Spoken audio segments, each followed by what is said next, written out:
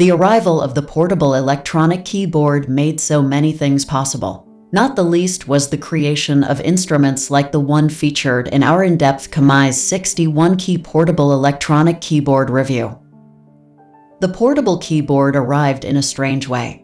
In fact, the truly portable keyboard was actually devised after the synthesizer. One might have thought it would be the other way around. Before the synths were instruments like the Vox Continental organs and the Hammonds, but they were out of reach for the majority of people. Far Eastern production. It wasn't until the 70s that Yamaha moved us towards the full portable keyboard. If there is ever going to be a development towards consumerism, then the Japanese will lead the way. They still do. Today there are hundreds of choices of keyboards at all playing levels. Some good, some not so good. There are the big players with their exceptional professional instruments. And there are those who design and manufacture for the beginner at a cost-effective price. Kmise is one of the latter.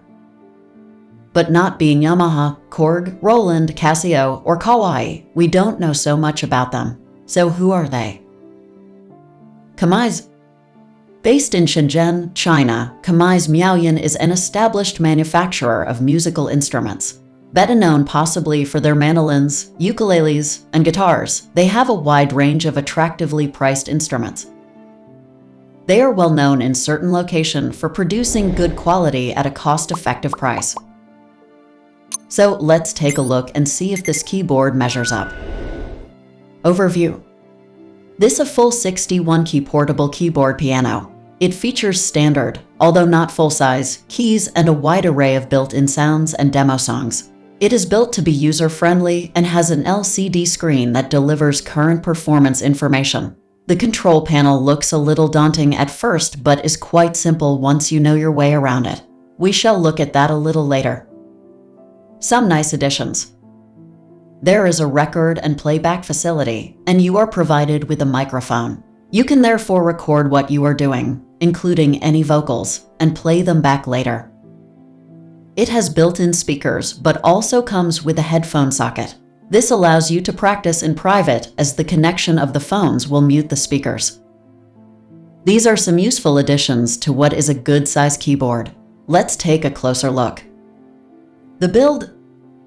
As is the norm these days, it has a plastic body. It is a decent quality of plastic, though, so it feels quite substantial. The corners have been slightly rounded off, so there are no sharp edges. It measures 34.9 by 15.5 by 5.5 inches and weighs only 9.5 pounds.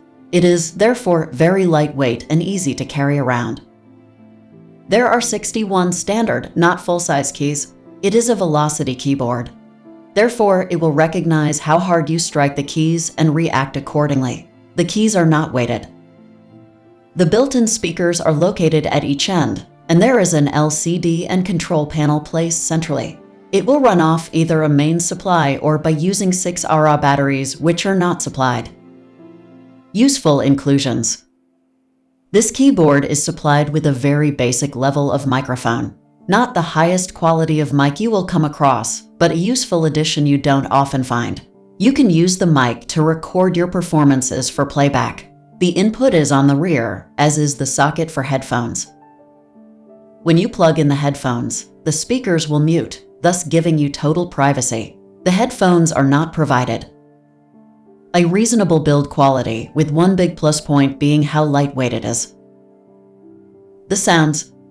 As is the case, even with keyboards that cost far more than the Kmise, the quality of the sounds can vary. There are 255 built-in sounds that include all the favorites. The piano sounds are quite decent, as is the organ. Some of the strings are also quite acceptable. There are some, of course, that are best described as not so good. But having said that, there are enough instruments to not worry about a few substandard options. There are sustain and vibrato effects, which is always a useful addition. Also built in are 255 rhythms, allowing you to set up some backing for what you are playing. There are also some extra percussion sounds attached to each of the 61 keys. This allows you to set up your own rhythms and sounds. The controls. This type of keyboard is designed for the beginner, and we always think the layout of the controls can be quite daunting. There seems to be so much information facing you at first, but when you get to know the keyboard, it is quite basic and easy to use. The majority of the information that might confuse you is actually instrument listings.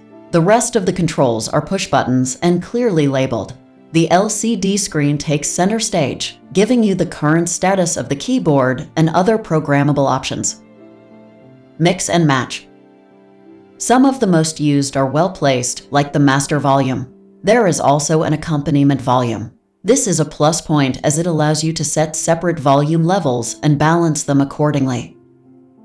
The power up button is clear to see, and the rhythm programming functions with sync and fill-in. Finally, the record and playback options. Once you know your way around the keyboard, it is all quite simple and straightforward. How does it play? It is an easy keyboard to play, assuming you can set it up at the right height. As we have already mentioned, it has a velocity keyboard. The bass keys do require a noticeably harder style, whereas the treble keys are more sensitive and need a softer approach. Auto accompaniment. There are 255 styles of auto accompaniment. These provide background music in real time. As you play different chords, the accompaniment will change with you. Dual mode. There is also dual mode, which allows you to split the keyboard in half. This allows you to play along with someone else, be it a family, friend, or teacher. This is a good added feature not often found on the more budget range keyboards. It has a single chord fingered chord facility, which is a great help for the beginner. Using this, you can hear the effects of full chords whilst only using one finger. There are also 24 demonstration songs that are built in. Extras.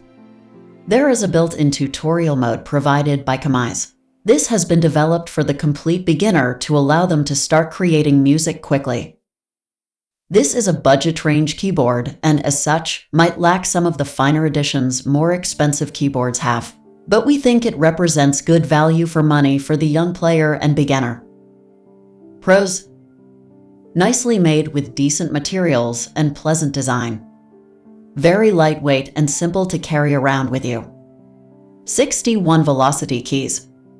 255 different instrument sounds. 255 rhythms. Built-in speakers and a mic provided. Record and playback facility. Cons. Sounds are very basic. Keys are not weighted. Looking for something else? There are plenty of excellent electronic keyboards on the market. So watch our in-depth reviews of the best portable keyboard pianos, the best digital pianos for beginners, the best cheap keyboard piano, the best digital piano reviews, and the best digital grand piano you can buy.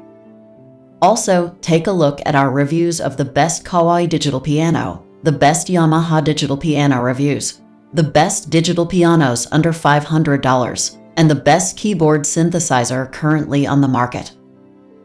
Final thoughts. At this price point, there are no complaints. It is a simple keyboard with mostly quite basic sounds, but it does exactly what it says it will do. It is therefore great for starters and early beginners aged about 10 or 11 plus. And at this price point, it is not hard to recommend it as a great first keyboard.